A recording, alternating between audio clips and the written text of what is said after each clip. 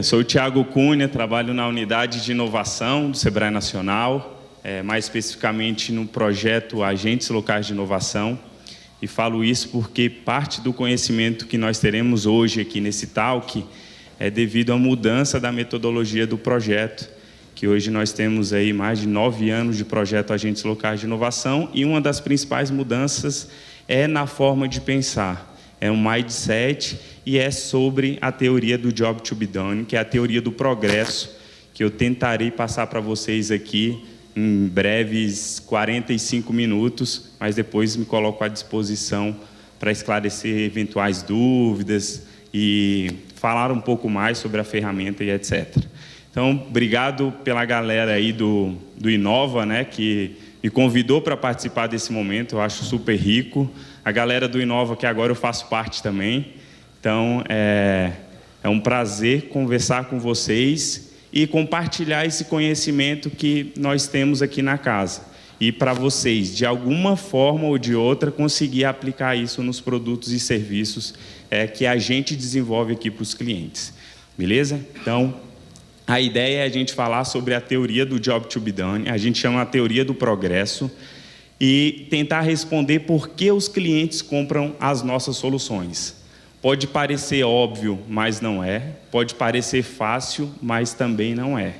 Então, assim, é um tema bem complexo, é um tema que requer um cuidado, pode ser que em algum momento fique um pouco confuso, mas eu vou tentar, com alguns exemplos, algumas ferramentas, tentar traduzir isso para vocês. E aí, aproveitando aqui, o Marcão está gravando também na comunidade, então a gente está disponibilizando esse conteúdo também para os agentes locais de inovação do Brasil. Usem e abusem dessa ferramenta, dessa teoria, nos atendimentos que vocês fazem nas empresas. Ok? E aí, quem estava aqui no início da apresentação, viu a banda aí Metallica tocando de uma forma diferente, né? Bem mais calma. Quem me conhece um pouco sabe que eu sou do lado oposto ali, eu estou mais tinha que estar aqui um Bruno Marrone, tinha que estar um Axé, mas está a banda Metallica aqui porque a gente pode aprender uma coisa bem interessante com eles. E aí no dia 27 de julho agora, quando eu estava montando inclusive essa apresentação, teve uma reportagem, eu li uma reportagem falando que a banda Metallica estava mudando o setlist de acordo com o que é mais ouvido no Spotify. Ou seja, quando eles vão fazer um show em determinada cidade, em determinado país, eles vão no Spotify e fazem uma análise do que aquelas pessoas daquela região estão consumindo de música para ele fazer um show com a cara daquelas pessoas, o que aquelas pessoas querem ouvir. Então, isso aqui não é para explicar o Job to be Done. Isso aqui não é Job to be Done, mas isso aqui é uma das formas que o Metallica encontrou para poder identificar o progresso que aquele cliente estava tentando ter quando ele ia para um show ou quando ele vai para um show do Metallica. Beleza? E aí o CEO do Spotify começa a falar um pouco na reportagem. No mundo dos negócios, é imprescindível entender o desejo do cliente para oferecer o melhor e mais completo produto possível. Na música, como em qualquer outro business, essa lógica mercadológica também faz sentido e é passível de aplicação, ao menos no que depender de artista como Metallica. E aí a provocação que eu já faço aqui para vocês. Como que a gente está utilizando, por exemplo, o nosso portal do Sebrae? Quando um cliente consome, por exemplo, um assunto de franquia e consome também um produto de exportação, o que a gente está pensando em desenvolver para esse cliente? Faz sentido a gente conhecer essa correlação? Faz total sentido. E aí a gente começa a entender por que ele está consumindo uma coisa, por que ele está consumindo outra e qual o progresso que ele deseja ter. Vocês vão ouvir muito eu falar nesse talk aqui sobre esse progresso. E aí ele complementa: nunca antes vivemos um tempo em que você pudesse tomar tantas decisões com base em informação e entendendo o seu público, como os artistas podem fazer hoje. Então, assim, como que a gente pode fazer no nosso dia a dia, com as informações que a gente já tem nos nossos bancos de dados, como que a gente pode entender, muitas vezes sem perguntar para o cliente, porque o cliente não sabe o que ele quer, o cliente não é inovador, quem é inovador somos nós. A gente tem que descobrir do cliente qual o progresso que ele quer ter para a gente ampliar o leque de soluções, tá certo? O objetivo de todo empreendedor é ou não é criar soluções de grande sucesso comercial? Todo mundo sabe disso. Eu também sou empreendedor e o que eu quero é desenvolver serviços na minha empresa magníficos, extraordinários. Mas por que na maioria das vezes isso não acontece? Na verdade, na grande maioria, isso não acontece. É comum empresários desenvolverem produtos e serviços que fracassam. É ou não é? É muito mais comum do que produtos e serviços extraordinários. Fazer aquilo ali de primeira e isso bombar de primeira. Por que vocês acham, e o foco aqui da nossa palestra é descobrir quais são os elementos que os clientes utilizam para a tomada de decisão? Quais são os elementos cruciais que os clientes utilizam?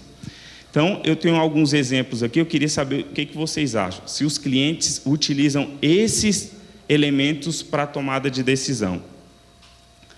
Será que é porque é barato? Vocês acham que sim ou que não?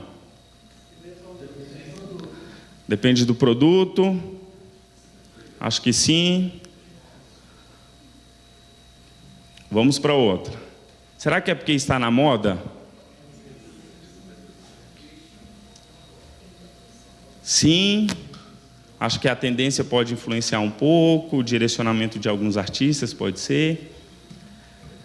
Por causa do marketing, da equipe de venda, que é sensacional, a gente tem alguns marqueteiros aqui, dizem que é importante. Sim, mais alguém?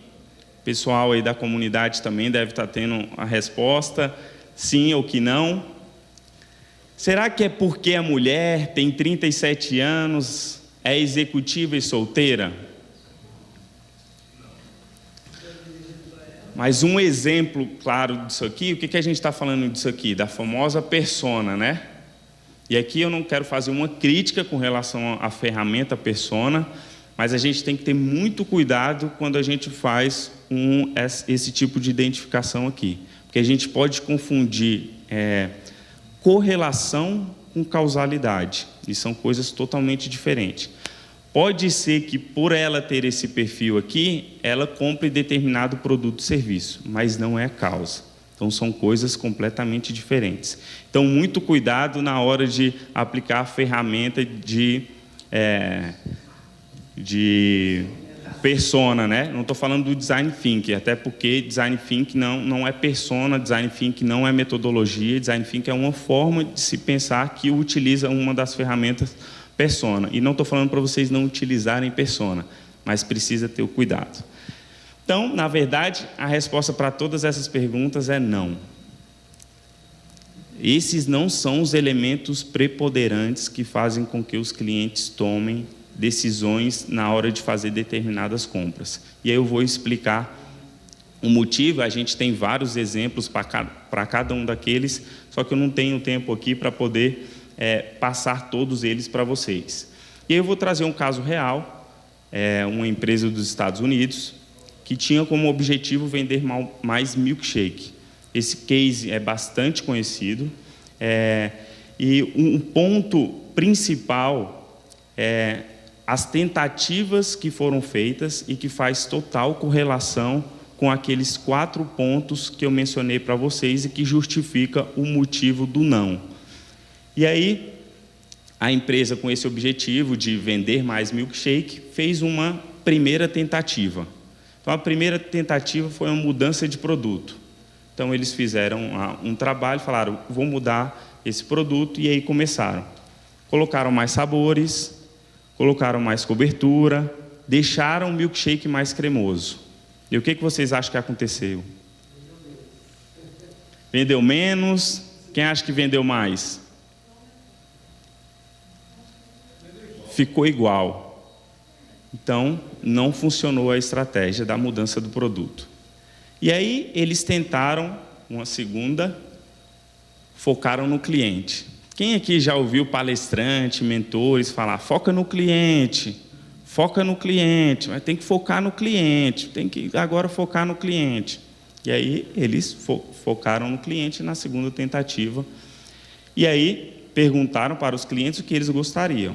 Então focaram no cliente, os clientes falaram duas coisas iguais, que é aumentar aí os sabores, aumentar as coberturas, e eles acrescentaram a questão dos novos tamanhos. Então, foi isso aqui o resultado do foco no cliente. Vocês acham que funcionou? Eles focaram no cliente. Vocês acham que funcionou? Sim ou não? Não funcionou. E aí eles fizeram uma terceira tentativa. Fizeram a segmentação. E aí está muito relacionado com a questão da persona lá. Na terceira tentativa, eles perguntaram o que o cliente gostaria, idade, sexo, renda mensal, grau de instrução, ajustaram o produto aos perfis e aos hábitos de consumo.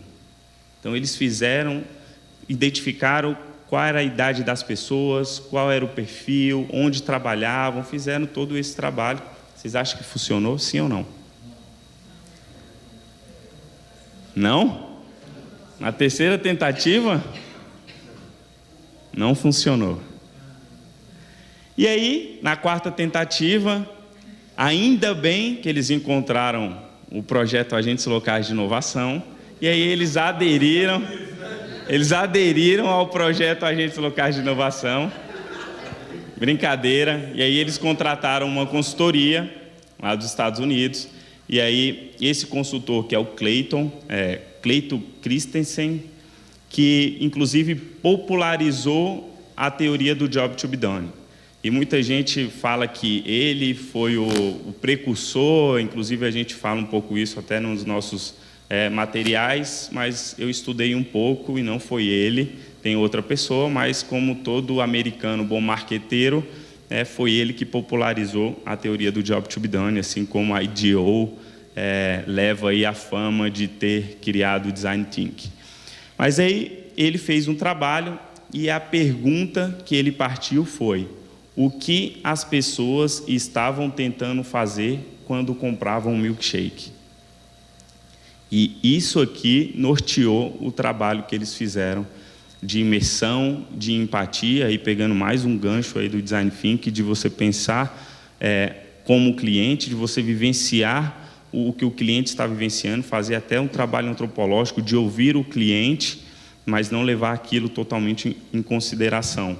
Precisa-se de outros fatores. E aí, eles observaram que os clientes que compravam milkshake vestiam roupa de trabalho. A maioria dos clientes estavam sozinhos e que compravam milkshake, comprava apenas milkshake e antes das 8 horas da manhã. Aqui a gente está falando dos Estados Unidos, viu, pessoal? Pode parecer estranho, mas é bem comum.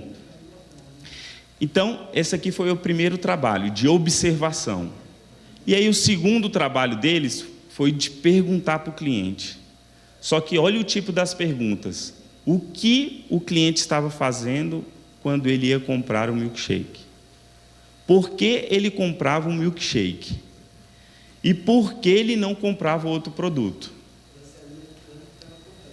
Então, são uma das respostas. E aí eles descobriram: os clientes queriam manter-se alimentados até a hora do almoço. Então, esse era o primeiro ponto.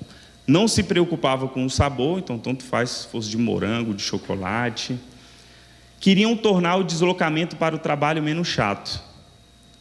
E queriam consumir imediatamente com apenas uma das mãos. Por quê?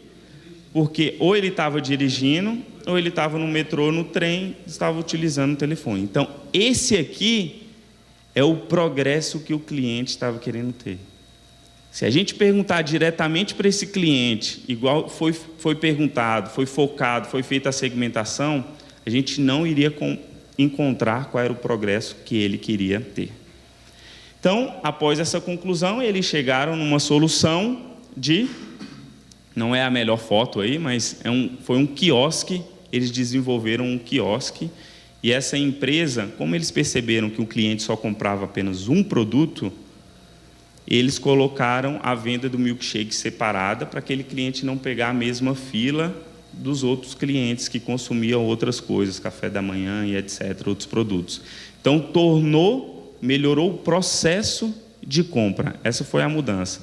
E vocês acham que aumentou ou não o número de vendas? Sim.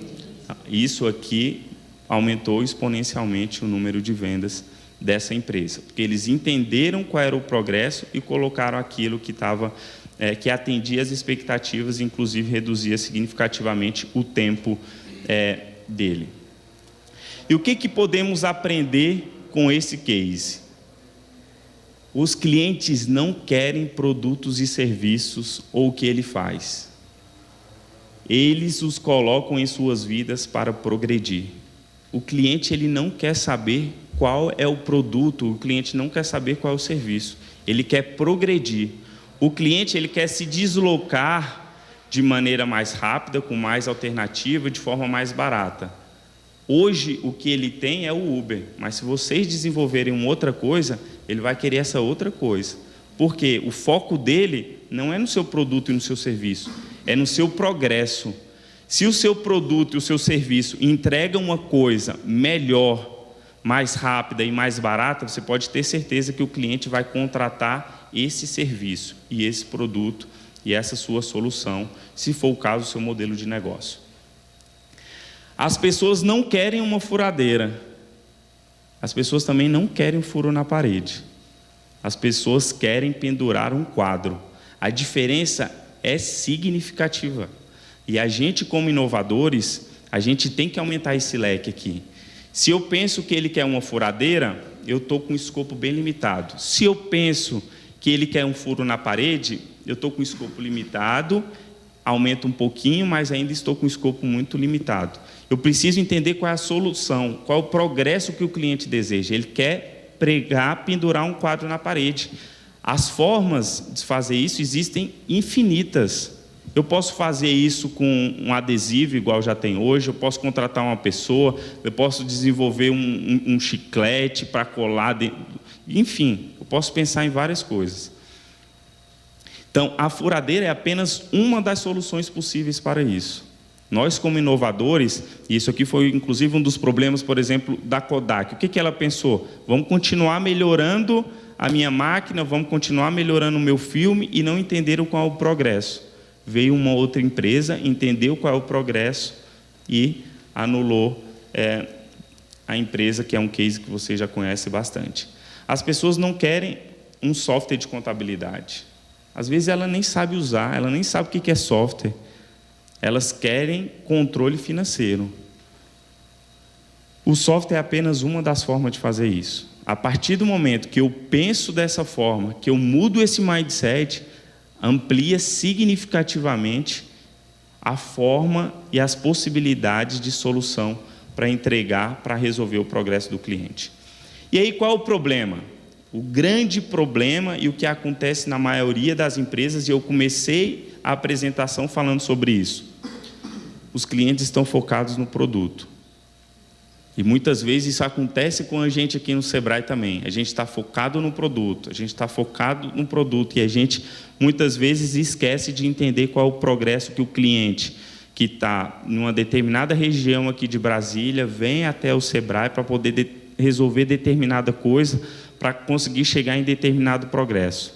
A gente não consegue ter, talvez, essa empatia da forma que espera-se para criar um bom produto e um bom serviço. Então, qual que é a solução? Bem simples, descobrir o progresso que o cliente quer ter. E aí que nada mais é do que o cliente está num ponto A e ele quer ir para o ponto B. Qual que é o progresso que ele quer ter? Existem formas, existem métodos, existem ferramentas para a gente chegar nesse progresso que o cliente deseja. Então, o mais importante dessa palestra aqui é, todas as vezes que vocês forem desenvolver um produto e um serviço, é vocês pensarem qual o progresso que esse cliente, para quem eu estou desenvolvendo esse produto e serviço, precisa. E aí vem a teoria do job to be done, a teoria do progresso, para poder nos ajudar a minimizar os nossos riscos e desenvolver produtos, serviços e modelos de negócios extraordinários. Porque se deixarmos de olhar a partir dos produtos, a gente amplia significativamente as formas e as possibilidades de inovação, conforme eu já mencionei aqui para vocês. Então, nosso foco não deve ser fazer uma furadeira melhor, mais potente ou mais barata. Temos que pensar em que soluções podemos oferecer para que as pessoas tenham o progresso desejado. E aqui no exemplo que eu citei, colocar o quadro na parede. Nosso foco não deve ser em fazer um software melhor, mais moderno ou mais barato. Que soluções podemos oferecer para que as pessoas tenham o progresso desejado? E aí, mas como descobrir, né, Tiago? Como descobrir o progresso que o cliente deseja? E aí é a pergunta de 1 milhão.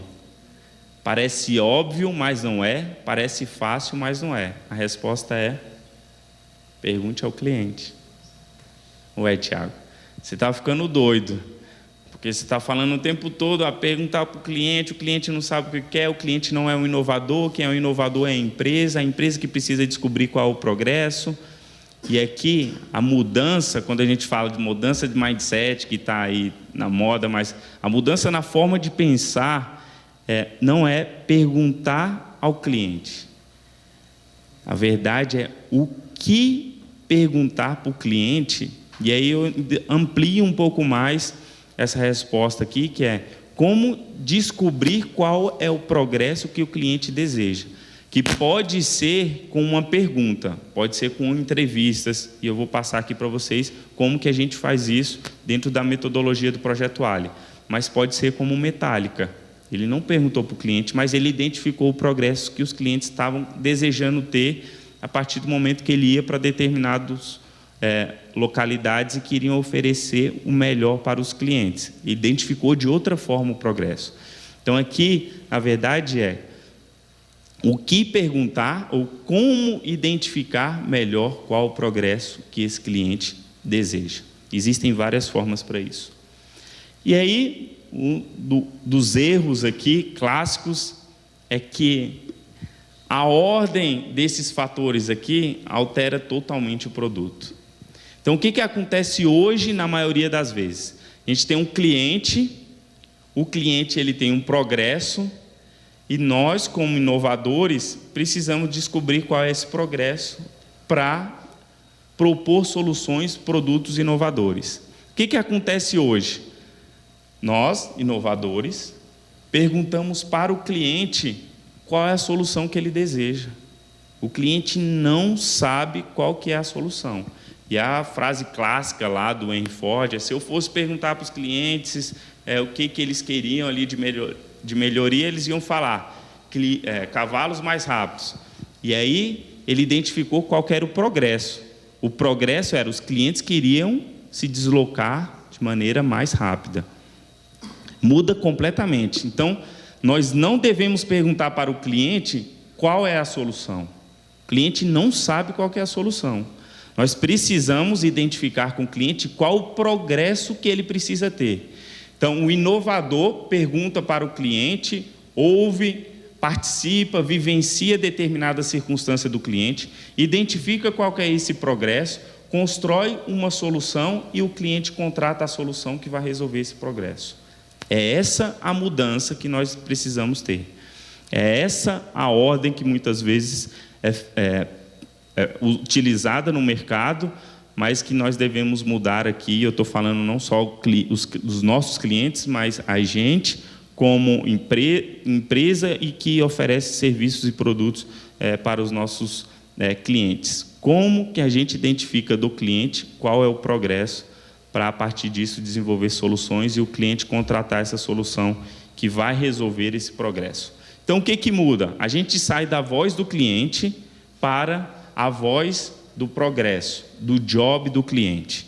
Essa é uma das mudanças. O que muda também é que o cliente compra, a gente sai de um cliente que compra um produto ou serviço para um cliente que contrata um produto e serviço para progredir. E o exemplo que eu dei, e sempre que acontece essas mudanças aqui, o cliente, a partir do momento que ele contrata um novo produto ou novo serviço, ele demite o produto ou serviço antigo que ele está utilizando. E o exemplo clássico aqui para ilustrar é do próprio Uber. Então, o cliente queria progredir de uma forma, o Uber veio com essa solução, o cliente que comprava um produto ou serviço passou agora a contratar um produto ou serviço para progredir. O que ele fez imediatamente? Demitiu o táxi, que muitas vezes era o serviço que ele utilizava. Então, ele demite um produto ou serviço atual para contratar esse novo produto ou serviço que vai atender melhor o progresso que ele precisa ter. E aí, como se constrói o job to be done? Um verbo de ação, um objeto da ação e uma especificidade. É bem simples e precisa ser simples mesmo. Mas a questão de ser simples é diferente de ser simplório, né? Apesar de ser curta a frase, de ser uma estrutura relativamente pequena, mostra muita coisa do que, como o cliente quer ter esse progresso. E alguns exemplos: manter a roupa limpa. Esse é um progresso que o cliente quer ter. E aqui é diferente do cliente querer lavar a roupa. Lavar a roupa é uma tarefa. O cliente ele não quer lavar a roupa. O cliente ele quer manter a roupa limpa. Pode ser que ele precise, uma das tarefas seja lavar roupa de forma tradicional, mas existem diversas outras formas. Ele pode contratar um serviço, ele pode contratar uma empregada, ele pode contratar uma lavanderia, ele pode comprar roupas, inclusive, que evitem sujeira, enfim, existem várias possibilidades. Mas o progresso que ele quer ter é isso aqui. A gente precisa resolver esse problema. Um outro exemplo é viajar para outra cidade para participar de um congresso. Aqui, o foco não deve ser no cliente, porque eu não estou preocupado nessa pessoa aqui. Porque pode ser essa pessoa aqui, mas pode ser um jovem como eu, pode ser assim, um jovem como... pode ser um senhor como o Marcão, por exemplo. Porque o foco, percebam a diferença. Por que eu fiz uma crítica ali construtiva com persona?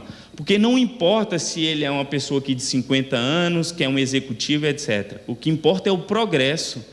Porque essa mesma pessoa aqui, por exemplo, o Arthur, Poliana, eu, todos que estão nessa sala, que estão escutando, inclusive, a nossa transmissão, podem querer ter esse mesmo progresso. A gente vai ter, por exemplo, a conferência da Ampei, fazendo o jabá aí da Ampei, agora em agosto.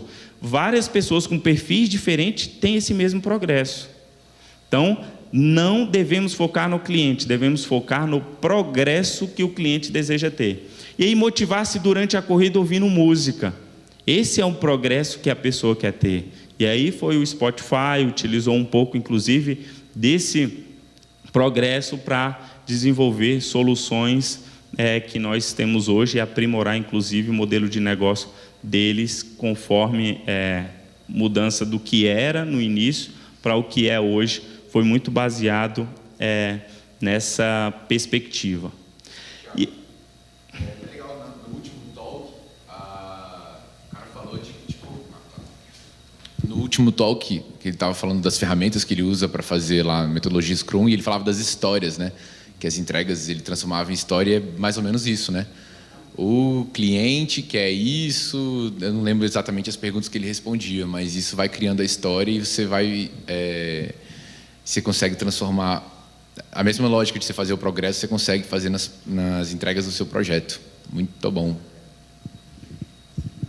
Exatamente. Você colou alguns slides, serão os próximos aqui a gente vai falar sobre isso. Como escrever a job story, como escrever o job, como fazer essa correlação. Perfeito.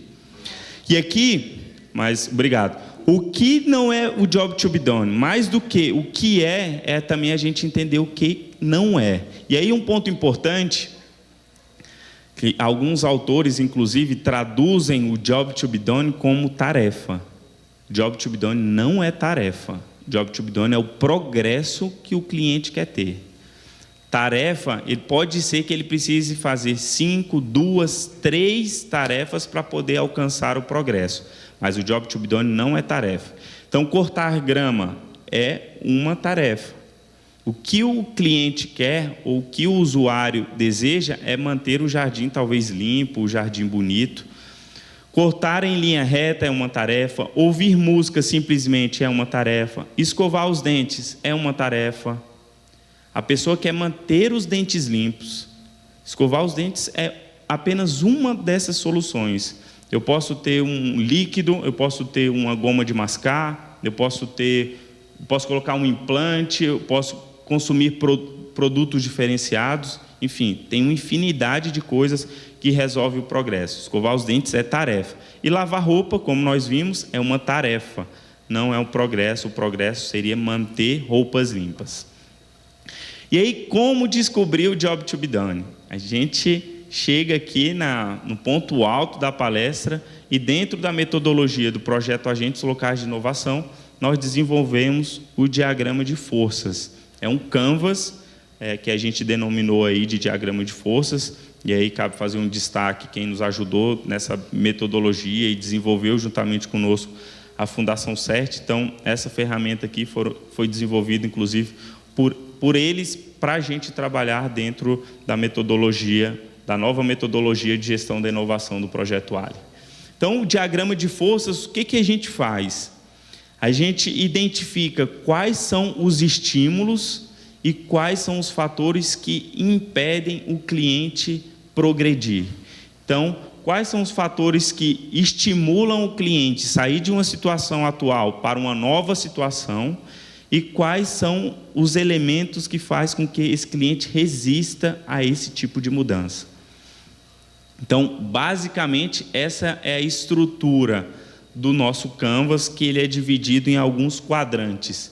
Então, na parte central, a gente identifica na parte superior quais são os incômodos e quais são as motivações. Então, dentro dos incômodos, a gente identifica o que está incomodando o cliente que faz com que ele queira mudar. Então, aquilo está me incomodando bastante, ou seja, é um nível de estresse muito grande para o cliente, é uma coisa que eu preciso me atentar às coisas que a gente identifica aqui, porque pode ser um fator determinante para a gente desenvolver posteriormente a solução. E a motivação, o que atrai o cliente para contratar uma nova solução. E a gente faz isso através de entrevistas. Então, a gente tem um roteiro de uma entrevista onde, para cada bloco de perguntas, a gente vai resolver esses elementos. Então, na parte superior, a gente vai identificar os elementos que favorecem o cliente a mudar, que estimulam. E aqui, quais são os elementos que desestimulam esses clientes? Então, qual o hábito que o cliente tem hoje? O que ele está acostumado a fazer e que é uma barreira? Então, por exemplo, eu já vou naquela loja, eu já contrato determinado serviço. Geralmente, esse tipo de hábito faz com que você não queira progredir, que você não queira contratar um outro serviço. E a gente precisa identificar quais são esses hábitos para a gente propor soluções coerentes e que vai atender essa preocupação dele. E no outro ponto aqui, a ansiedade, o que preocupa o cliente na aquisição e uso de uma nova solução. Ou seja, eu não quero mudar porque pode dar certo, eu estou usando o iPhone, eu não quero mudar para o Android porque pode ser que eu não me acostume, etc. Eu acho que não é legal porque não faz conectividade com o meu relógio, com o meu computador e etc. A gente precisa identificar quais são esses pontos aqui para conseguir mapear os fatores e, a partir disso aqui, criar o Job to be Done. E aí, dentro daquela estrutura que eu mencionei, um verbo de ação, um objeto da ação e a especificidade. Então, a gente constrói aqui a descrição do job, e aí, já pegando um gancho aí da fala do Paulo, do Pupin, que a gente faz também a descrição da história do progresso. Então, aqui a gente vai descrever a situação na qual o cliente está inserido e em que influencia a decisão. Pensando um pouco aqui na forma de atuação do Sebrae, nas nossas metodologias de trabalhar em equipe no formato de Scrum, é um pouco disso aqui, exatamente isso. Qual é a história, qual a circunstância talvez daquele projeto, qual é a história que ele está vivenciando no momento, ou qual é aquela entrega que a gente precisa ter, qual que é o objetivo, o que a gente quer com aquela história. E aí, por fim, a gente precisa, beleza, construímos todos esses fatores, criamos, agora a gente precisa desenvolver qual é o critério de sucesso. Como que a gente sabe que o cliente executou bem aquele progresso? Então, a gente pergunta para ele, beleza, se você tiver uma nova solução, por exemplo, como o Uber, o que é um critério de sucesso para você? E aí ele vai falar, maximizar tal coisa, minimizar tal coisa, e a gente precisa também identificar para a gente saber se o progresso aqui, a gente vai ter resultado na solução que a gente vai propor nos próximos passos. E aí, como a gente escreve a Job Story, que é a história do progresso, é bem simples. Então, a gente tem primeiro uma situação, ela está dividida aqui em três pontos. O primeiro é a situação, ou seja, o cliente está vivenciando uma situação específica e aqui a gente precisa descrever essa situação na qual ele se encontra.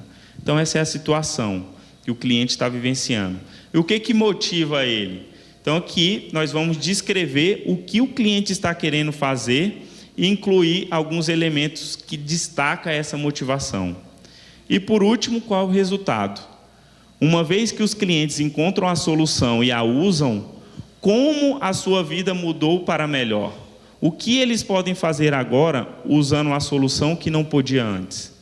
Então, apesar de ser simples aqui, tem um texto, mas eu vou ilustrar aqui para vocês de forma bem fácil e bem simples. Então, esse aqui é a história de um progresso. Então, nós temos o progresso, nós temos os 4 elementos e nós temos a história do progresso. Ou seja, qual a circunstância que o cliente está vivenciando para ele querer progredir. E isso é muito importante, a circunstância. Porque eu, Tiago, com 31 anos de idade, funcionário do Sebrae, etc., eu tenho estimativas e eu tenho desejos diferentes a partir das circunstâncias. Então, se eu saio para almoçar com a galera do trabalho, eu quero atender um tipo de progresso. Se eu saio com a minha família para almoçar, possivelmente eu vou em outro restaurante porque eu quero um outro progresso. E se eu saio com a minha esposa, por exemplo, à noite, eu tenho um outro progresso. Eu quero ir para um outro lugar, eu quero me alimentar de uma outra forma. Então, são coisas que a gente precisa deixar bem claro. Então, nessa circunstância aqui, o exemplo é, quando eu consigo um emprego em outra cidade, essa é a situação. Eu quero mobiliar rapidamente o meu apartamento com itens de bom gosto e baratos. Essa é a motivação. De forma que no meu primeiro dia de trabalho eu possa me concentrar apenas nas minhas atividades. Esse é o resultado. E aí já tem aí esse aqui foi a Job Story da IKEA, que é uma das maiores empresas de móveis da Europa e que tem a proposta de monte você mesmo. Então, se você sai de uma cidade, vai para uma outra cidade na Europa, você vai na IKEA, compra um móvel, monta, chega em casa e já está com sua casa decorada de forma bem rápida, simples e barata. E aí um outro exemplo é, quando eu estou operando minha empresa de consultoria, essa é a situação, eu quero um espaço gratuito, confortável com internet, essa é a motivação, de forma que eu possa executar meu trabalho e fazer reuniões com meus clientes. E esse é o resultado que eu quero ter. E esse aqui, quem chuta? Então, o café Starbucks. Starbucks que é esse o mantra aqui do Starbucks para ele ter melhorado o modelo de negócio dele para o que está hoje. Esse, então, é o progresso, é a história do progresso que o cliente deseja ter, que frequenta um lugar como esse. E aí, pessoal, a gente já está chegando no final da nossa apresentação. O objetivo foi fazer essa contextualização, mostrar um exemplo, alguns exemplos de Job Story, alguns exemplos do Job to be Done, do progresso, e mostrar uma ferramenta que a gente tem dentro do projeto Agentes Locais de Inovação. É um tema que parece simples, mas não é, parece óbvio, mas não é, e que a gente precisa praticar. Então, Então, dentro da metodologia do Projeto Ali, essa é apenas uma das 14 ferramentas que são que serão desenvolvidas pelos novos agentes. Então, aqui está o diagrama de forças. Então, a gente tem 2 fases e a gente está preocupado em resolver o problema do cliente. Então, a gente conhecer o cliente, a Débora está me ajudando aqui. Então, na fase 1 e na fase 2, a gente está validando o problema, ou seja, conhecendo qual é o problema. A gente passa 2 fases das 4 da metodologia do Projeto Ali, identificando isso e esgotando isso, para só a partir disso a gente começar a pensar em soluções, produtos ou novos modelos de negócio. Então, a nova metodologia do Projeto Ali são 4 fases, são 14 ferramentas e 10 encontros que os novos agentes locais de inovação irão trabalhar aí ao longo de 8 meses em uma empresa. Então, um agente local de inovação faz esse trabalho ao longo de 8 meses e entrega e, de alguma forma ou de outra, tenta passar para o empresário para que ele internalize todo esse conhecimento aqui, para que ele possa gerar inovações de forma sistêmica. E é esse o nosso grande objetivo, ter uma forma sistemática de gestão da inovação para os pequenos negócios. Beleza? Não vou passar por nenhum, senão a gente vai ficar aqui até o ano que vem. E aí eu já termino minha apresentação agradecendo mais uma vez a oportunidade aí da galera do Inova, pessoal que está aí no Instagram, que depois, no Facebook, depois vão assistir a palestra. Espero que ajude de alguma forma vocês a pensarem de forma diferente como que a gente pode identificar melhor o progresso que o cliente deseja ter, para a gente ser mais assertivo, no desenvolvimento de produtos e serviços ou modelos de negócios para os nossos clientes ou para as nossas unidades, nos nossos projetos aqui no Sebrae. Beleza? Muito obrigado, fico à disposição aí para qualquer esclarecimento.